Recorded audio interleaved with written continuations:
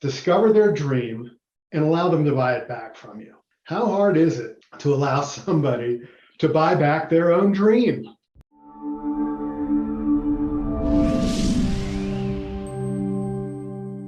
Spotlight out on them, not on you, the seller. If we recognize that people buy for their reasons, not ours, it can be very, very helpful. Second, there is no closing. If you have to ask your buyer to buy your stuff, you have not done a good job. Convincing is just way, way too hard. If any salesperson comes out of a call and says, if they just understood what we could do for them, they didn't do a very good job of conveying it. So I would call it a no close, no guess, honest approach to selling. You have to take them through the sales process, but buyers don't like going through your process. They have their own process, right? How many of you in the first 15 minutes get asked, how much does it cost, right? I mean, all the time. When you go in thinking that you qualify for them and you're there to figure out whether or not they qualify for you, it turns this sales process upside down. There's something in every sales methodology called expectation management,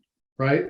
And expectations include how you're going to communicate, how much time do you have for a call? I mean, there's all sorts of expectations throughout. And the real job of a salesperson is to collect decisions, not close deals.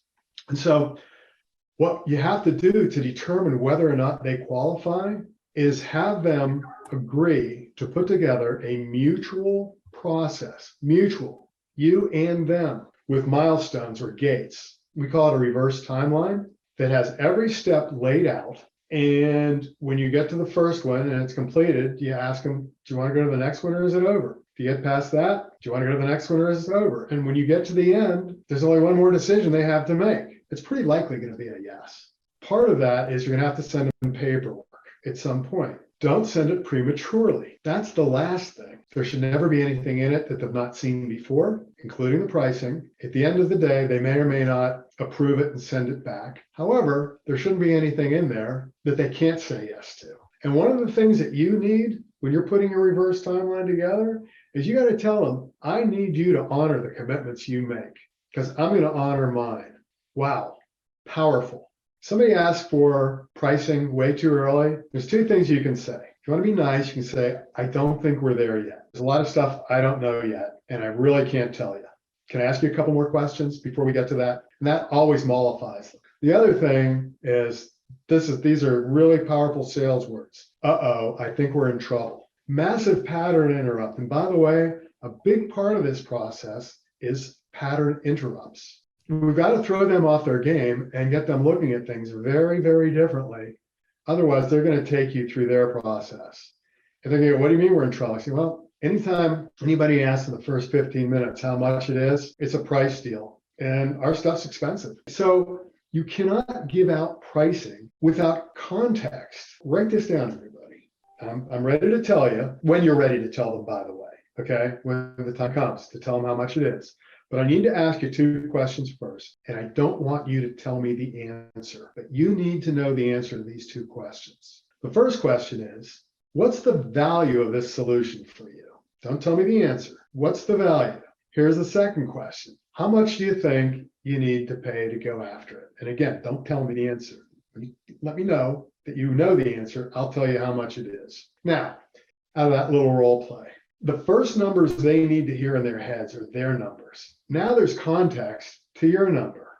And if you know your business, you know how much it ought to cost, right? And so should they. So as long as you are within, some of this, you'll get the deal. Never tell them or talk about money except in the context of what they're looking to do and why it's important to them. I'm going to tell you how much it is. Answer these two questions first. Boom. There you go. Now it's related to them and their issue, and you are in their head.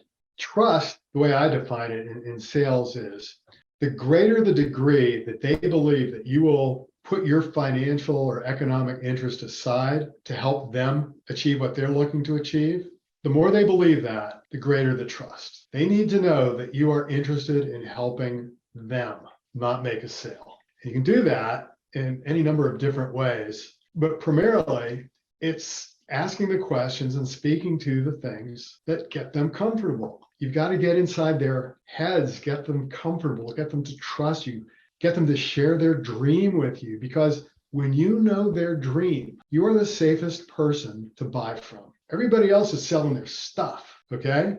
You're selling them back their dream.